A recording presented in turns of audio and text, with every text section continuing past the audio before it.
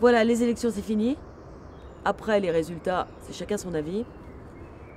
Mais n'empêche qu'après toutes ces discussions, tous ces blablas, toutes ces engueulades, il reste quand même des réalités et des urgences. Dans le monde, c'est le bonheur. Hein. Nous, pays riches, pendant plus de 200 ans, on a tout niqué. Hein. La mer, la terre, l'air, tout ça pour se développer. Puis à un moment donné, il y a les pays pauvres qui ont débarqué, forcément. Et puis ils se sont dit, bah, c'est chouette, ça va être notre tour. Et là, on les a vite calmés. Hein. On leur a dit, non, non, on peut pas, là, il faut préserver la planète. Hein. Puis le pétrole, c'est mal. On est passé en 20 ans de 170 000 à 280 000 cancers. Et pourtant, il y a moins de fumeurs. Mais il y a plus de produits toxiques dans l'air et la bouffe. Le truc, d'après moi, c'est qu'il faudrait pas arrêter que de fumer. Hein. Faudra arrêter aussi de respirer et manger. On peut penser ce qu'on veut des entreprises.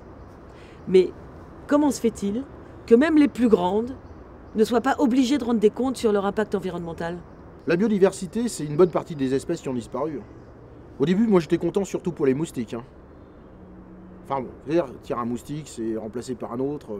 Le seul souci, c'est que quand vous tirez une espèce, ça en supprime beaucoup d'autres. Et là, c'est pas terrible. Il n'y a même pas de programme de recherche pour savoir exactement la toxicité des produits qu'on achète. Si dans les 5 ans, on change pas tout ça, on n'aura plus qu'à... On n'aura plus qu'à...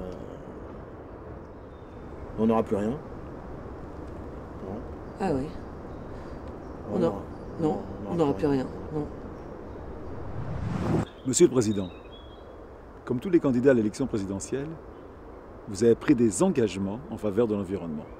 Vous êtes engagé à changer la fiscalité en prenant en compte l'écologie. Vous vous êtes aussi engagé à développer les moyens de recherche sur la santé environnementale. Et vous avez écrit que vous seriez prêt à annuler en partie la dette des pays pauvres afin qu'ils puissent participer à la lutte contre le réchauffement climatique.